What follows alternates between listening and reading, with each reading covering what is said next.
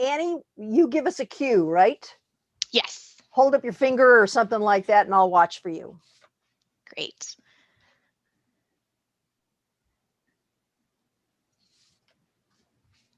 Welcome, folks. We'll be getting started in just a few minutes, right at 11.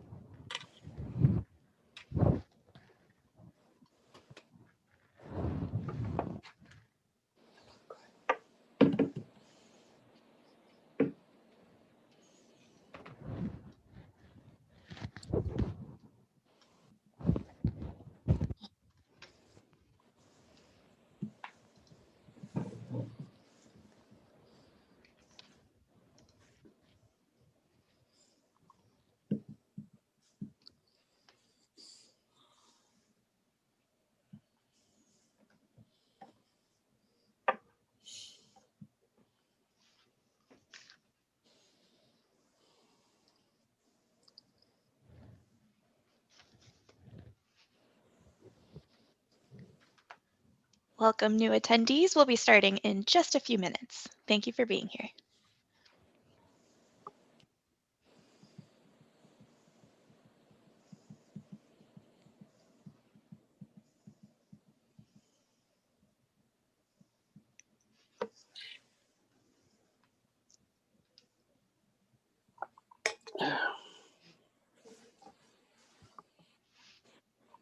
Smart putting the cat back there.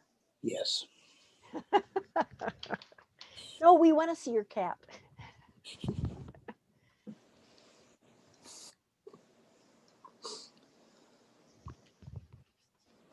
he was in the room, you would.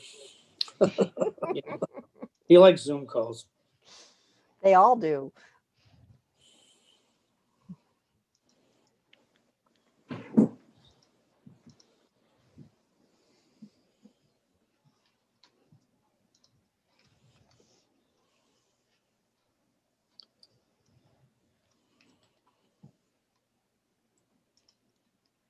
All right, Vicki, go ahead. Good morning, and thank you for attending today's candidate forum featuring the candidates running for the position of Village President of Hoffman Estates. My name is Vicki Martin. I am the co-president and forum chairman of the League of Women Voters of the Palatine area, which includes not only Palatine, Schaumburg, and Hoffman Estates, but several other communities with whom we share legislative districts. Founded in 1920, the League of Women Voters is a nonpartisan political organization that neither supports, opposes, or recommends candidates for office. The League was founded here in Chicago in 1920 in order to help educate and inform the new female voters who had just won the right to vote. The League's purpose is to promote responsibility through the informed and active participation of all citizens. Providing this forum enables members of the community to become better informed about the issues facing the community and candidates running for office. We are pleased to offer this service to you. We'd like to extend our sincerest thanks To Kate Niehoff and Annie Tillman from the Schaumburg Township District Library, whose help and technology have made today's forum possible. I'm happy to introduce our co-host, Annie Tillman, who will be operating this webinar. I will now turn the forum over to Annie, who will explain the technological side of our forum. Thank you, Vicki, and thank you all for being here today. Right now, you'll be seeing a poll that will be launched onto your screen. As soon as you complete these questions, it will disappear from your screen. So during today's presentation, all audience members will be muted. We will not be using the chat or raise hand features. All questions for the candidates have been submitted by an audience at the time of registration or from local nonpartisan organizations. We are offering closed captioning for today's forum. This feature can be turned on or off if you are watching on a computer. You can find the toggle for that on the bottom of your screen on that menu. If you are watching from a tablet, you'll need to go to the settings on your app and you can turn it on and off there. The captions will be present on YouTube. I am pleased to introduce today's moderator, Katherine Sawyer. Katherine is a member of the League of Women Voters and is a trained moderator. We are very fortunate that she is able to be with us this afternoon. Good morning, everyone. It's certainly my pleasure to be with you to moderate this candidate forum. So that everyone is aware, I'm a resident of Palatine, so I'm not eligible to vote in this election. And this is why I've been asked to serve as moderator as a volunteer for the League of Women Voters. First, let me take a few minutes to explain the format and the rules of our forum today. All candidates were contacted by mail, email, and phone and have agreed to abide by the ground rules provided by the League of Women Voters. They are as follows. Candidates have drawn numbers to determine speaking order. The moderator will rotate this order during the forum of questions, the questions of the forum. Each candidate will have 2 minutes for an opening statement. Next, each candidate will have 1 minute to answer questions. The moderator will repeat the question if necessary.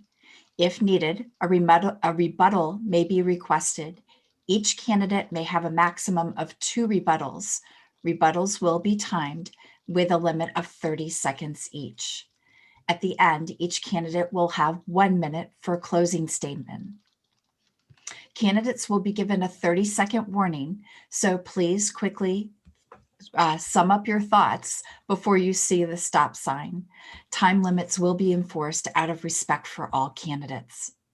Today's forum will be recorded for the League of Women Voters' use in educating the public. A video of this forum will be available early next week on the League of Women Voter of Palatine area website and the Schaumburg Library website. The candidates have agreed to this. No voice, image, or other duplication of the forum may be used by a candidate's representative or campaign in any campaign advertising. The League of Women Voter claims copyright ownership of all recordings or transcripts produced from this event and reserves the right to publicize this forum. To view this forum, please go to the League's website at www.lwvpalatinearea.org. In our forum this morning, we'll hear from candidates hoping to become the next president of the Village of Hoffman Estates. This forum is scheduled to run until 1 p.m. With us today and on the ballot are Bill McLeod and Mark Mueller.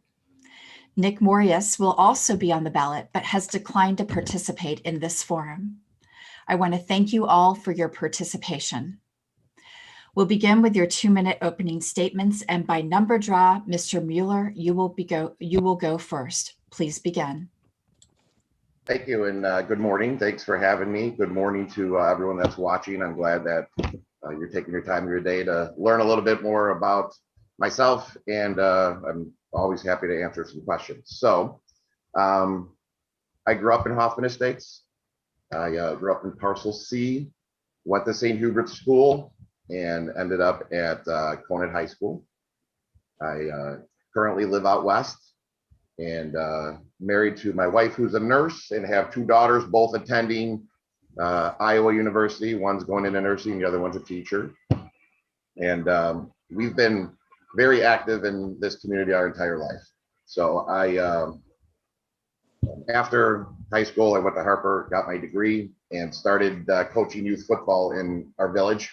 which I played growing up as well through the Hoffman Red Hawks, and I've been doing that for 30 years.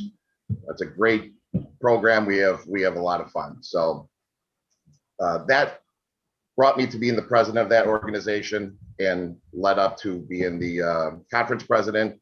And also I was on the regional level and helped out with those kind of boards as well. I was a national advocate. I dealt with Fred Crespo through Springfield with concussion awareness. And my job experiences, I just retired as the watch commander for the police department. I was there for 28 years. Great profession.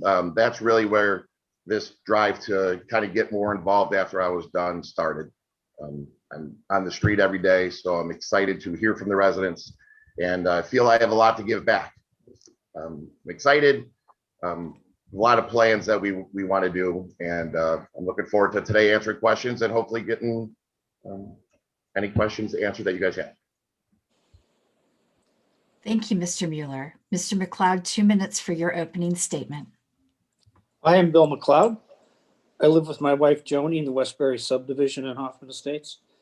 I am the stepfather of 8 stepchildren of mine, and one of whom is deaf. And my wife and I co-owned a small business for 34 years. I serve on the leadership boards for Women in Need Growing Stronger Wings and the Children's Advocacy Center. I also am the former vice president of Northwest Suburban Boy Scout Council. In 2020, I received the President's Award, Bancroft Award for service to special needs community from Winston Knowles School. I was also named an advocate for small business by the United States Conference of Mayors. I'm the former president of the Northwest Municipal Conference. I still serve on the transportation, legislative, and executive committees. I'm also a member of the PACE Suburban Bus Board. I am a member of the Transportation and Infrastructure Steering Committee for the National League of Cities and a member of the Transportation and Mass Communications Committee of the United States Conference of Mayors. During my time in office, we have had many accomplishments. I mentioned some of the recent ones. We're able to secure a full interchange at Barrington Road and I-90 with a PACE suburban bus station there and with a park and ride. We had Bell Works is redoing the old AT&T property. And this is an exciting concept of Metroburb that will have offices, restaurants, all sorts of other businesses in there. They will schedule events in their piazza, and there will be housing around the perimeter of it. A Metroburb is a slice of the city in a suburban setting, and it'll offer another lifestyle choice for people in Hoffman Estates.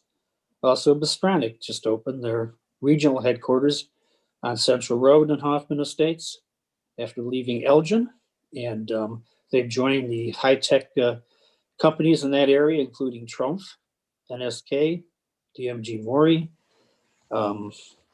Big Kaiser. Thank you, Also, Mr. McLeod. We'll start with our first question, and you have a minute for each question. What qualities do you possess that make you well suited to be the Hoffman Estates Village president? And Mr. McLeod, you go first. Start now. I think I have a track record, a proven record of governing. I've served as the mayor for the last 20 years. I have a very collaborative leadership style, and I work very closely with all the other mayors and leaders in the county, the state, and the federal governments to secure what we need in Hoffman Estates. Many of the situations we deal with affect more than one town, so we have to work cooperatively with all the mayors. And I'm also a member of the Metro Mayor's Caucus. Thank you. Mr. Mueller, 1 minute. Thank you. I've been in positions of leadership my entire life, whether it was at work. I was a field training officer. I was in charge of our training unit. Ended up being in charge of our patrol unit. We handled budgets, negotiated contracts, and dealt with personnel. My care for this community is genuine and true. I have, of course, strong ties to here. And I think one of the best attributes that I enjoy doing is talking to people. During our walk-in talks, we learned a lot about what people like in this village. And I think my best attribute is going to be the openness and honest communication that I can bring to the people in town. And I'm excited to get going. Thank you. Next question. What is the most urgent problem besides COVID-19 facing the village right now? And how would you address it? Mr. Mueller, you go first. You have 1 minute. Well, I think a huge part of our village right now is the growth that's coming in there, and we have to address some issues and really getting in and digging into the exact amount of those issues is going to take a little bit of time. But the Now Arena is something right now that is losing millions of dollars, and it's something that needs to be addressed. So it's been said before that we need some, change in management, or it's a management issue. We had a new promoter contact me that wants to do 60 shows in 2022 if I'm elected. He wants to come in there. Otherwise, they said they're going to go somewhere else. So that arena is a #1 concern for me of what we can do to do better and continue to grow these areas of the village that are open right now that businesses want to come into. Thank you. Mr. McLeod, 1 minute. Economic development is obviously a very major issue, which is why we've worked so hard on bringing new businesses in and reconverting the old AT&T property into Bell Works. Also, we have to worry about our infrastructure. We have water mains, sewer mains, and roads. We want to continue our aggressive road program. We have to work to upgrade our water mains. We have one issue, transmission line from the southern part of town into the north side. We're going to have to redo that. That's very important. The Now Arena actually grossed over $1 million this past year with essentially being closed. We have a great management company there. If you look at the record of the arena's done very well. Thank you. Next question. If you're elected, what 3 goals would you like to accomplish in the first year of your term? And we'll start with Mr. McLeod. Well, I think we mentioned some of those already. You want to continue to develop the economy in Hoffman Estates. We still have hundreds of acres of vacant land, so it's a great opportunity. And we want to take advantage of that. We do want to make sure we keep our road program going, and we maintain all our water systems. And we work closely cooperatively with other communities. In fact, we're doing a hookup with Palatine where they're going to hook into our water system too as an emergency backup. We're on different pipelines, so if something were to happen to one of our communities, we could still have a safe, secure way of having Lake Michigan water. This is a huge accomplishment, and I'm very proud of that. Thank you, Mr. Mueller. Of course, the arena is going to be a huge priority for me of making sure that that is on the right track. We Zoomed the other day with the chamber. They said it only made $400,000 or $500,000. Now we're hearing that it's supposedly $1 million. So we need to fix that. We need to handle some business relationships better.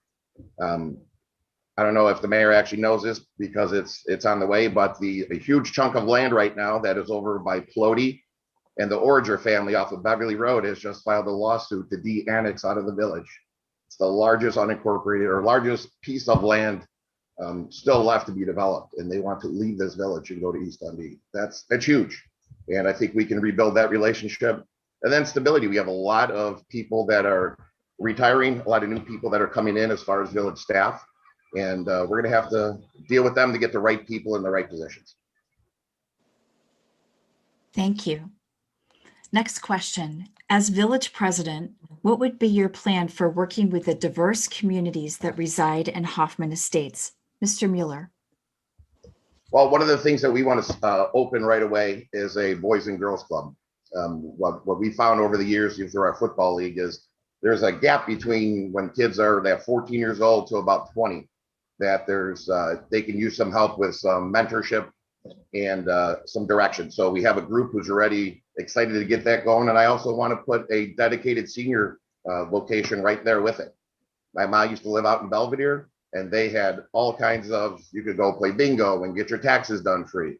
I'm not saying send it to the park district or send it to the township. We want to do direct in there. I think doing that alone is going to draw more people in. On the Hoffman Forward team is one of the trustees. is going to be a good connection with us to our Indian community as well. So I think building with all of those together, it can really help us outreach all different nationalities. Thank you. Mr. McLeod, 1 minute, please. One of the first things I did when I became mayor was start the Cultural Awareness Commission, where we have representatives from all the different communities. We have many events that deal with their heritage and their history. I personally go to many, many events, folks with different cultures. I've also recruited people for our boards and commissions of various different groups, men, women, whatever. And one of those, Fred Crespo, was on our Plan Commission, and now he's an Illinois state representative. So I work very hard to try to build those relationships. And I think we've been fairly successful in doing that. The village staff, I think, has gotten more diverse.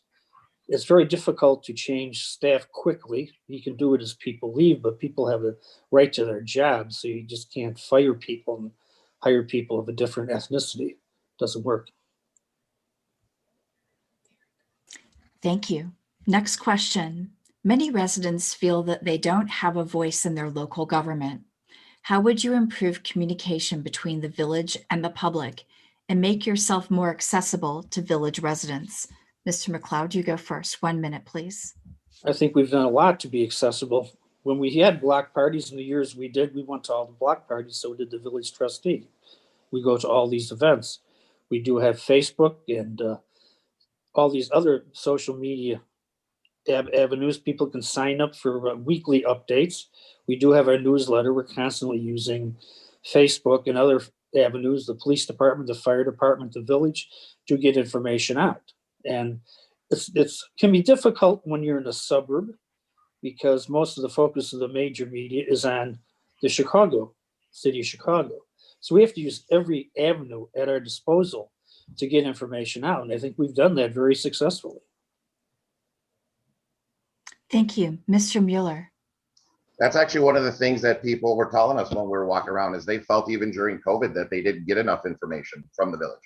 And yes, you have the local access channel. I was in charge of our Facebook for the police department.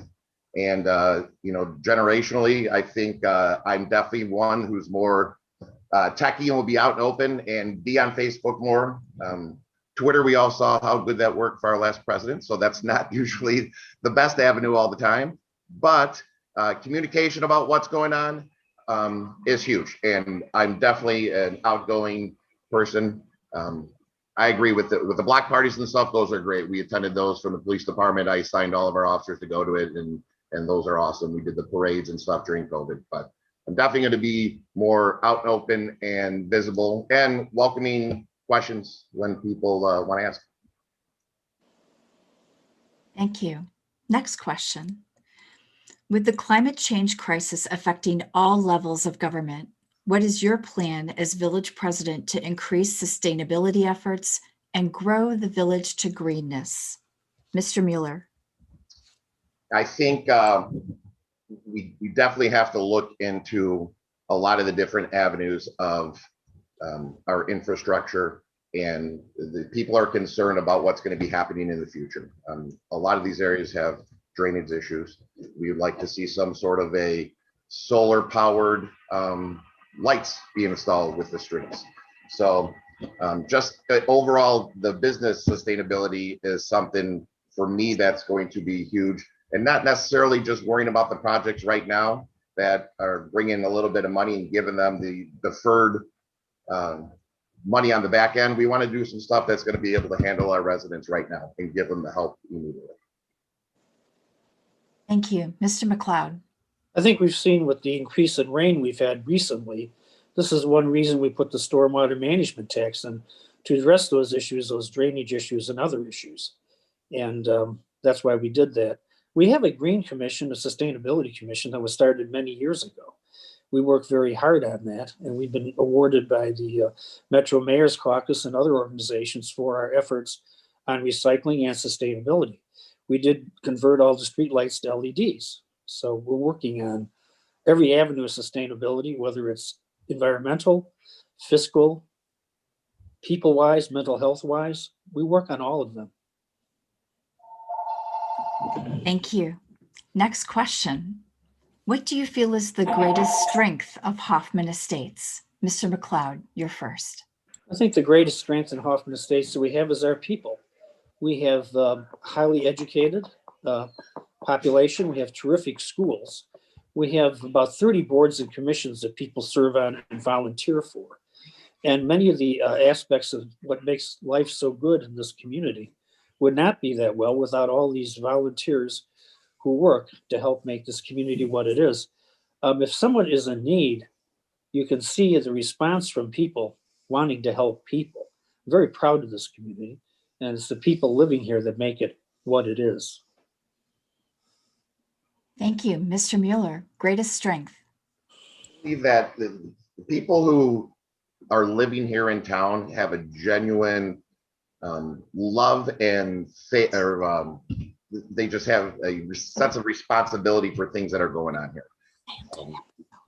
I've learned through our walks that so many of the village is changing. It's becoming a lot younger. There's a lot younger couples who want to get involved with stuff. So it's great that there are these commissions and committees for them to get involved in. We're really excited for that.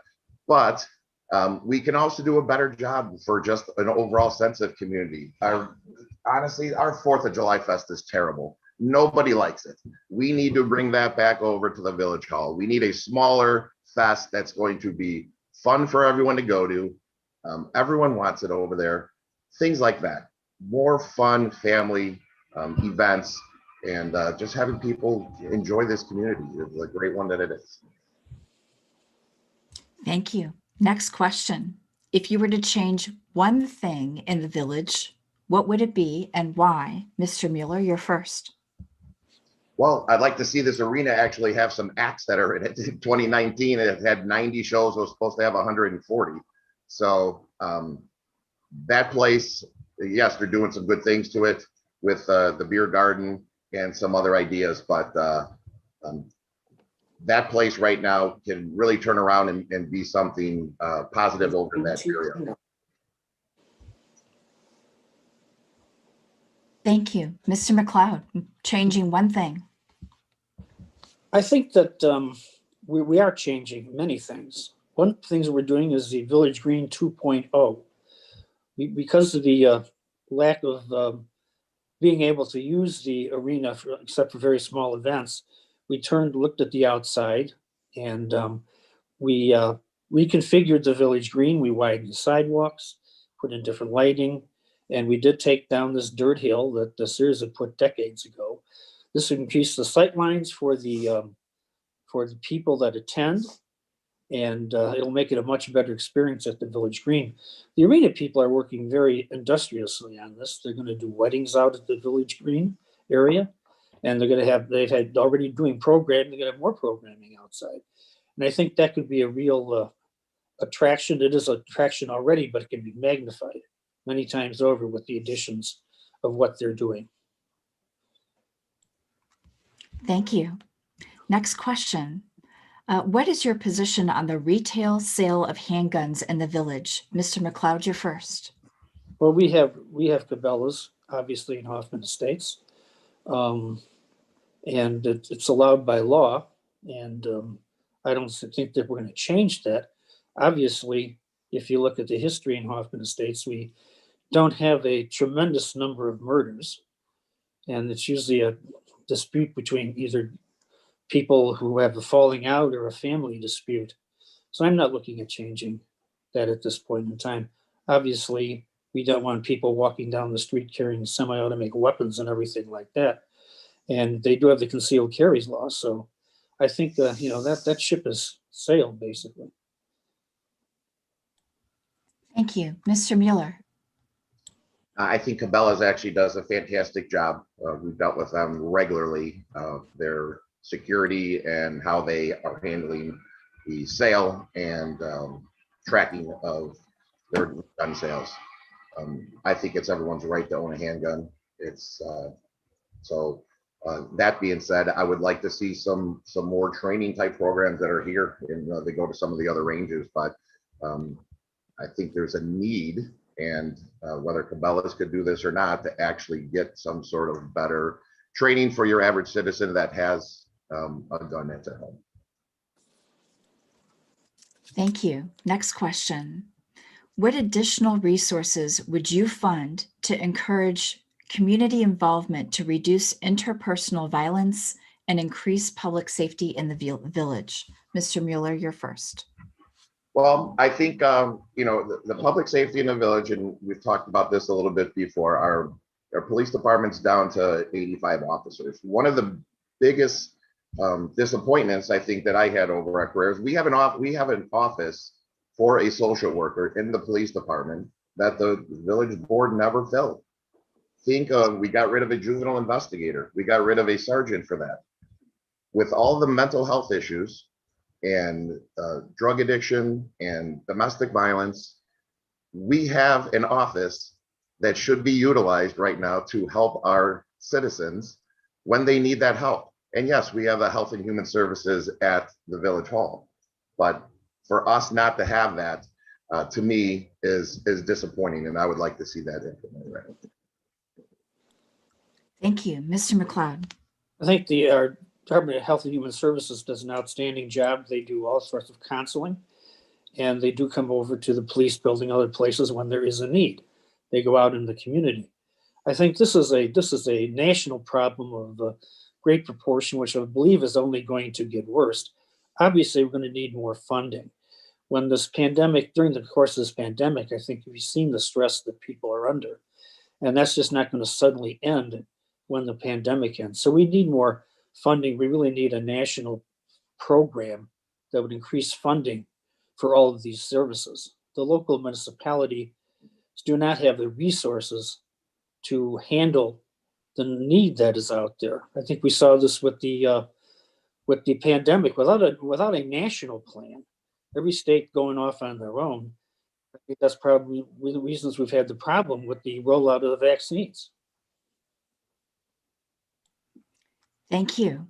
Next question. What can be done to make the village more friendly to walkers and bike riders? Mr. McLeod, you're first. Yeah, this is something that we've worked on for a long time now. We didn't have bicycle paths except in the forest reserves at one point. So when we do an aggressive bicycle program, we just opened another route through the Genera Forest Reserve out west that connected that western area with the other bicycle paths in town. We've also been doing complete streets when we redo a street, so there is place for bicycles. This is a program where you're going to have to do a lot of retrofitting because the community wasn't designed when it was built to be as walkable as people would like it to be now. We'd all like it to be much more walkable.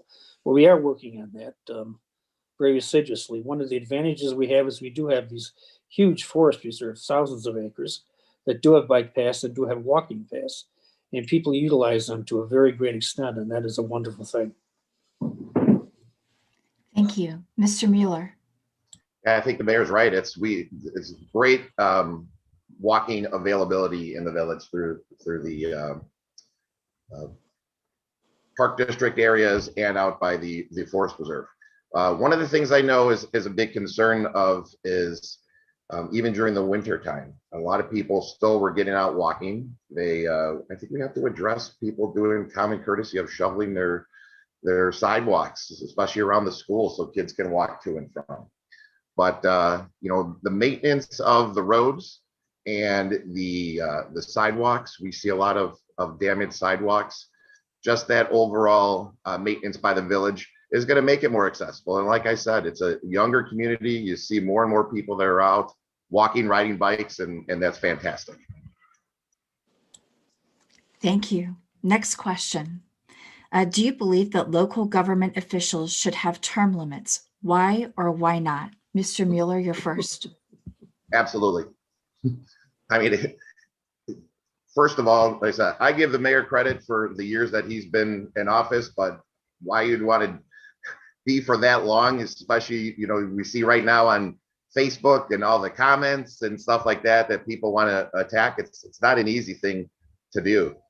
I think some fresh ideas and a fresh vision and perspective is great for anyone. Yeah, change is a little bit scary, but everyone has to have their start somewhere. And I think that, yes, term limits should be put into place. Thank you. Mr. McLeod.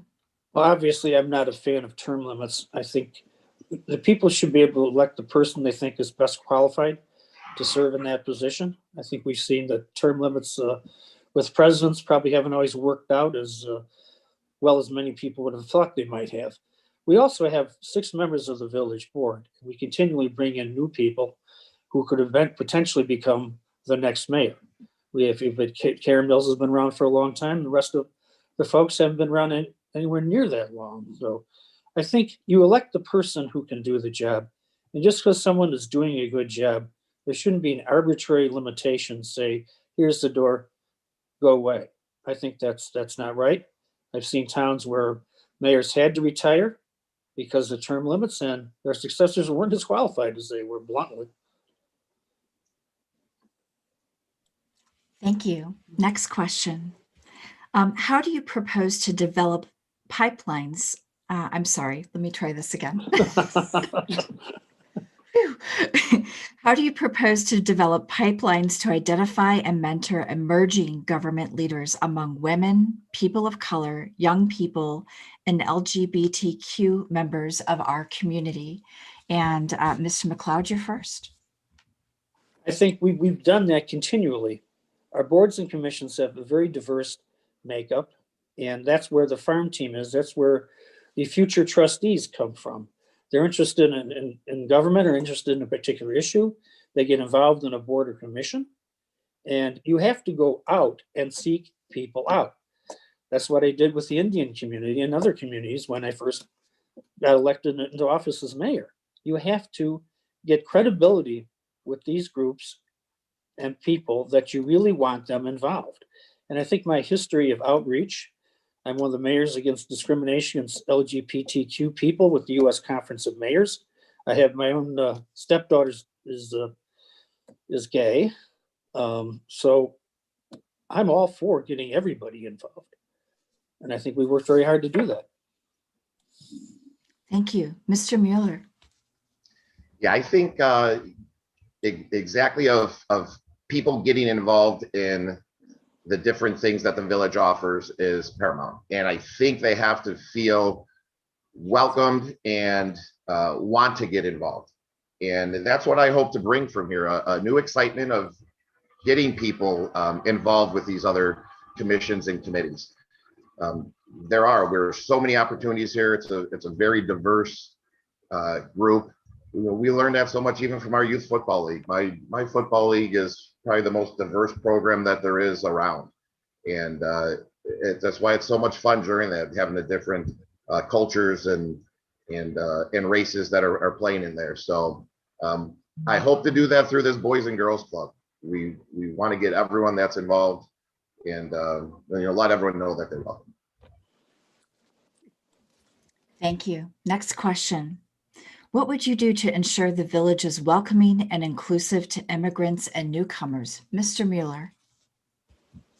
Well, I think that, to have those resources where people that are here know where they can go to get help, how to get help, and not be afraid to seek out that help. That's something that could be done through the village or through our police department as well, of letting the say undocumented immigrants that are coming in, how they can help with work and transportation and those resources to help them the right way and not just worry about the legal way of trying to get people in trouble. So I think if that's the big concern is new immigrants coming in feeling that they don't want to reach out for that help. So I would definitely put that out there so we can help them get involved. Thank you. Mr. McLeod. This is where credibility is so important. Our police department has never asked people their legal status. We want people, if they need the police, to call the police. The Northwest Municipal Conference put together a whole toolbox, a kit of information from all the various towns of how they deal with the incoming immigrants who may not be documented. And our Health and Human Services Department is very involved in that. when you're the mayor, you end up being the court of last resort. If somebody doesn't know what to do, where to go, they contact the mayor's office. And fortunately, we have a Health and Human Services department that can pretty much answer any question anybody can ever have about how they can get some help.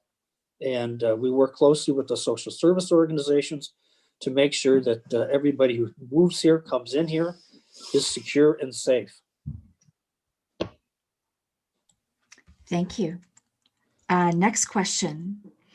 Did the village continue to adequately serve its constituents during the disruptions caused by the COVID-19 pandemic?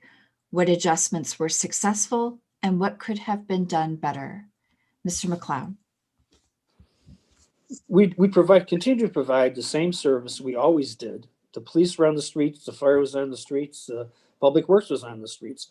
The village hall building was not accessible for 2 months during the beginning of the pandemic, but people were working there. We had rotating staffs, and if people could call or use the internet to get information or apply for a permit or any other thing else that they needed.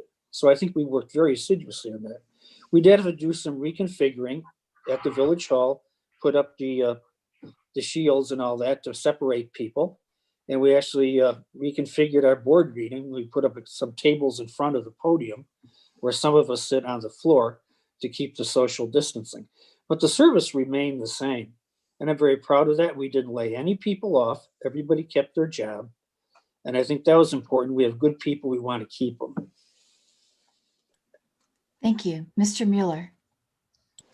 Yeah, I think that as far as your everyday services, yes, they were all done. Obviously, I was on the street as a part of that with our police department, and we ran seamlessly with the barriers. We did have some of our officers that got sick, but I think the things that were put in place there were good. Now, as far as our citizens, I'm still just super disappointed that we still don't have a vaccination site in this town. Why are we not helping our seniors with the shots? We have this arena that's vacant. I know it's said before, the county came to us and didn't pick us. Well, why are they picking everyone else? Why are they doing one in Schaumburg in a couple of weeks that was just out in the paper? Like, if we have these contacts in the state and all of these boards and commissions, why are we not using that in getting vaccination sites here? So I think our people in town feel like they are neglected on that they have to sit there and wait on the phone when they could get something here in their own village. Thank you. Mr. McLeod, are you asking for a rebuttal? Yes, I am. Please continue. They're involved with GEMS, the Joint Emergency Management System of the Northwest Suburban Area, and they're the ones that are putting the convention center site in place. So we are involved. I would prefer to have one in Hoffman Estates, obviously, but Schaumburg is a lot closer than going to Tinley Park or Des Plaines. So I think we work collectively as a group. I worked with the mayor daily in Schaumburg. He didn't care which town got it as long as it went somewhere. We hope to have more of these, and some will probably be in Hoffman Estates. Thank you. Next question.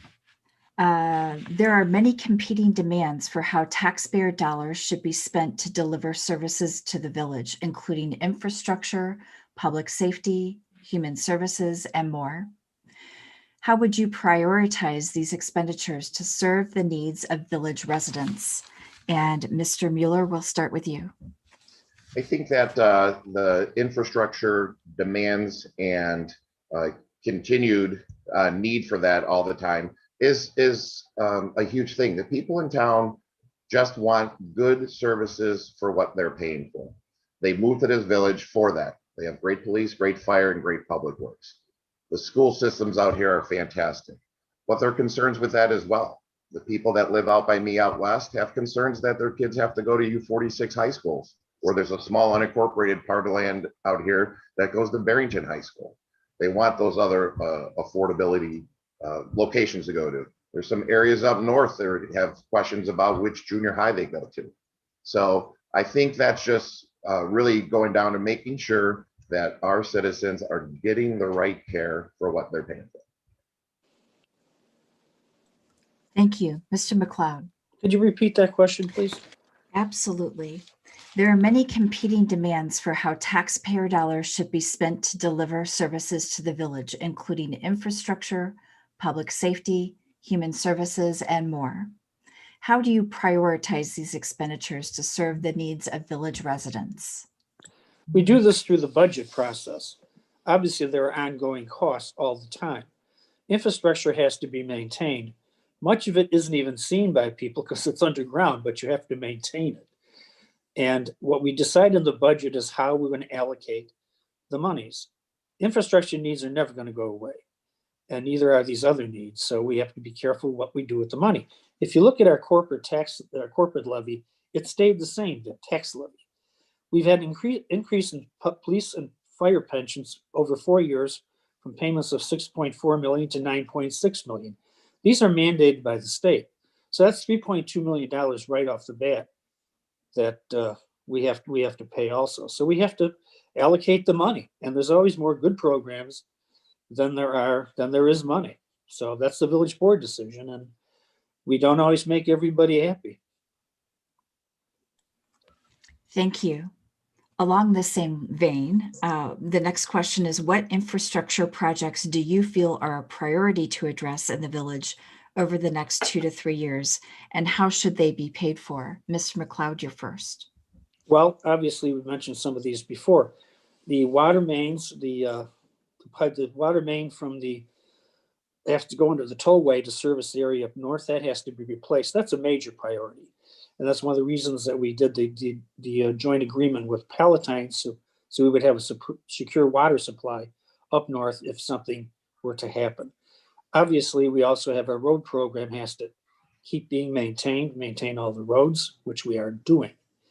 And one item we probably would like to do at some point in time, which you're not going to be able to do, is something needs to be done with Fire Station 21. It's an old building, but that's been put off because of the pandemic and just the financial stress the country's under. So, but I think the infrastructure projects are really the key to what we need to do.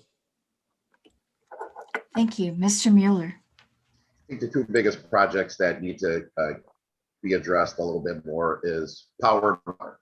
So the water, we're hearing that all over. People have drainage issues, and our engineering department does a good job, but we need to get them involved of these specific areas. We've heard of 3 or 4 that said they've been reaching out for help and they haven't received it. So we try to explain to them the process of how it works. You go through engineering. And so, yeah, dealing with these drainage issues, there's a huge pipeline that has to be fixed going under Roselle Road by the old bowling alley that's going to be addressed right now that goes into parcel A. And a lot of people are still upset about the power outages constantly with ComEd. I mean, some of these areas need to have these lines buried. And yeah, it does cost money, but that needs to be planned and budgeted for so we can stop these power outages. Thank you. Next question. What's the best advice you've ever received and from whom? Mr. Mueller. I'm going to say the best advice I ever received was from my father. My dad was a union carpenter. I actually went and worked with him for a summer as a laborer before I got hired in law enforcement. And it was, you know, hey, we're going to teach you the value of a dollar and hard work. And he said, as I was getting into law enforcement, and it would move forward into this position, is when somebody reaches out to you, make sure that you don't just blow them off. Their concern is valid. So when someone would call the police department, they're at their last leg of what to do. When someone, as the mayor says, calls the mayor's office, you need to make sure that you're accessible to them. So that's the best advice that he's given to me, and I've always tried to use that every day. Thank you. Mr. McLeod. Well, as my father also, he told me that people are people, meaning that people are the way they are. You don't have to approve of the way they are, but you have to accept people as people. Now, many times they're going to disappoint you, but you do have to help all people. That's one of the things I've learned in life early, has worked very well for me as a mayor, is that you have to reach out to people. They got a problem, listen to them. You can't always solve all their problems, but at least they get someone that listens to them. They all feel much better that they got it off their chest. Thank you. Next question. How would you increase the involvement of residents in the decision-making and transparency process for local government? And Mr. McLeod, we'll start with you. Well, one of the things I worked very hard and finally was able to get done about 10 years ago was televise our board meetings so people can watch in real time what's going on. It's shown again on our cable channels. We put all the village employees' salaries and their benefits and everything on the village website prior to the state saying you had to do that. We're as open, as transparent as we can be. We get a lot of FOIA requests, as do all municipalities, and we answer those. Again, we have all these boards and commissions. People want to get involved. They need to get involved, and they play a major role in what the emphasis the village board is going to have on what we do in the future. But people have to be involved also. They have to reach out. They have to pay attention to what's going on. They either watch the meetings or watch them on delay or read the newspapers. It always seems one of the things you deal with people is, well, now's not a good time. So when's a good time that we can share information and do everything with you? That's why we put so much on the website so people can access it at 3 o'clock in the morning if they want to. Thank you. Mr. Mueller.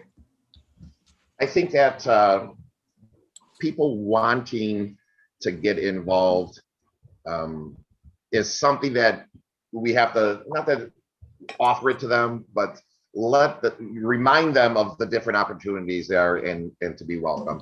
There are all of these commissions and committees to get involved in. And I mean, the board meetings, they're great that they're televised. But honestly, when you watch them, they're boring. And some of our boring topics that are on there, I think we need to have a little bit more fun, have people with the new energy of the things that are going on in the town. And I think that's going to get people more excited to get involved. It was so refreshing listening to people saying, oh my God, I would love to get involved with this, love to get involved with that. And so you try to send them to the right places to get involved. So I think that can change. I think we can get a lot more people excited and involved in stuff that we have going on. Thank you. Next question.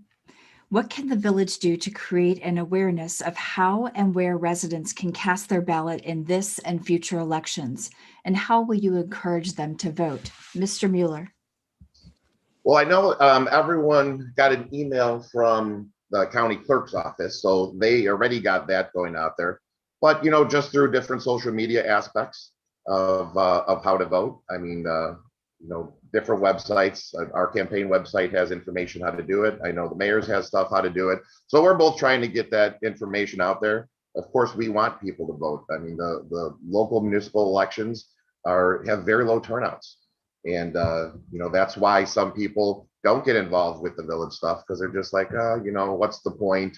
Or you come after an election like that just happened that was so, you know, heated and debated. So we want the people to get involved and come out and vote. So, but I think you know, the village has the stuff on the website, even on the Village Hall website too.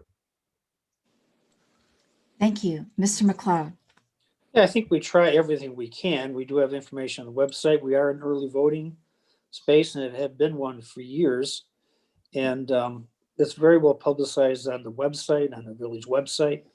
And I think if people really want to vote, they can find out how to vote. You can, even if you're not tech savvy, you can call the village clerk and on the phone and give them your address. You can tell you what precinct you're in and where your polling place is. So if people really want to vote, they should have no problem finding out where they should vote. You can early vote, or you can get vote by mail now. So you never have to leave your house. Thank you. Next question. Will you pledge to recycle your campaign signs, and how will you get the word out to your supporters? Mr. McLeod. Yes, we always do that. You know how much signs cost? They cost a lot of money. So you do want to pick them up in case you run again. You have the signs. Yeah, and it's just plain rude not to do that, not to pick them up. And we have a list of who has signs, and we'll spend the next couple of days after the election picking them up. You know, I'd ask people after the election's over, take it out of your yard, maybe stick it up against your garage door. We'll come by and pick it up. we don't really want Public Works having to go around picking up all these campaign signs. They have bigger fish to fry than that.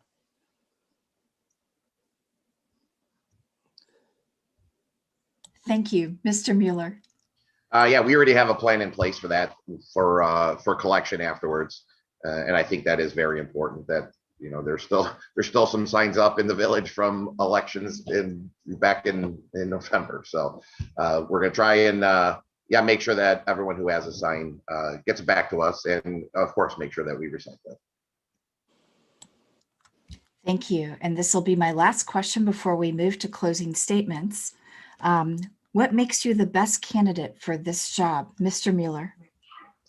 I believe that although I don't have governmental experience, I have experience in being a leader. And that is what this position to me is. A title of a mayor, you are an ambassador for the residents of this village to make sure that they're getting the services that they pay for. And I believe that I will do a great job with that. I've always been put in positions of leadership and been open and honest with people. And that's what I would continue to do. I will continue to care about this community, seek good ideas, seek input from our residents, and develop a plan and work with this village board. As the mayor said, it's a whole team. It's not just one person. So my goal is to be the leader, put the best team that's together, and let them do their jobs. Thank you. Mr. McLeod. I think my proven track record speaks to why I make the best mayor. I've accomplished quite a few things in my tenure as mayor. Getting the Barrington Road to full interchange at Barrington Road was a project that was started 30 years ago, working with Tollway and with IDOT and the village. We were able to get this done, working with Governor Quinn, Representative Crespo. The hospital contributed $1 million to the construction of that. This was something that seemed impossible to do for many, many years. And it's projects like that, getting the Bell Works redeveloped. Very proud when I was a village trustee that we got the sprinkler ordinance where the new homes built in Hoffman Estates are sprinklered. Most of the homes are West are, and it's really cut down on concerns for the safety of citizens and the safety of our firefighters. When something needs to be done, I'll do it. Even played Santa Claus for a couple of days, driving through the village, giving out treats to kids. So whatever's got to be done, I'll do. That's my track record. Thank you very much. Candidates, we've moved through 22 questions in the time allotted. We'll now move on to closing statements. And Mr. McLeod, we'll start with you. Again, I've had a proven track record as a leader.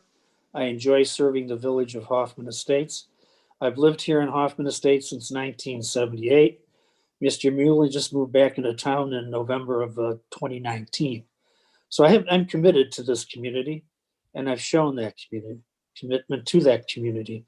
I'm involved in all the different councils of government, which is very helpful in getting things accomplished for our village. I've been the leader of the Northwest Municipal Conference, recognized by my colleagues for my abilities. And I think that speaks for itself. Anybody can talk about being a leader, or I know I can get it done. You need somebody who has actually proven that they can get it done. Thank you. Mr. Mueller, your closing statement, please. Yeah, I did just move back a couple years ago, but I also lived here for 25 years before I moved into Schaumburg. And then worked in this village for 28 years. So I have been here on the street talking to these residents for the last 28 years. Why am I getting involved in here? Because some change is needed, plain and simple. I've been a people person. People have been asking me for years to get more involved in what I'm going to do at the end. We have issues in this town that need to be addressed and fixed, and not just have our friends that we're appointing to different committees and are going to be yes people. We have to fix this arena. The new lawsuit, losing this land of the Plody and Orger family from Beverly Road to Route 25 to the next village because they want to de-annex from here, is going to cost this village millions of dollars. Plain and simple. We need to bring back a good sense of community for here, like we talked about with our fests and other events like that, and get a general overall plan for Sears corporate, because we all know within a couple of years there's going to be nobody in that building. Thank you very much. So as we bring this forum to a close, I want to thank our candidates for their participation. We'd like to encourage all of our candidates to recycle their campaign signs.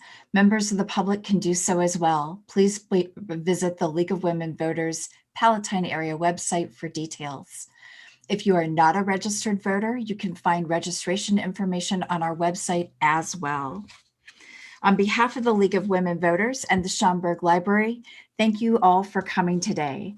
I invite you to join us at 1 p.m. for the forum with 6 candidates who are running to fill 3 positions for Hoffman Estate Village trustees. And don't forget, early voting begins on March 22nd. There's plenty of election information available on the League's website. Please participate in our democracy by casting your ballot. Your vote is your voice. Have a great afternoon. Thank you. Thank you.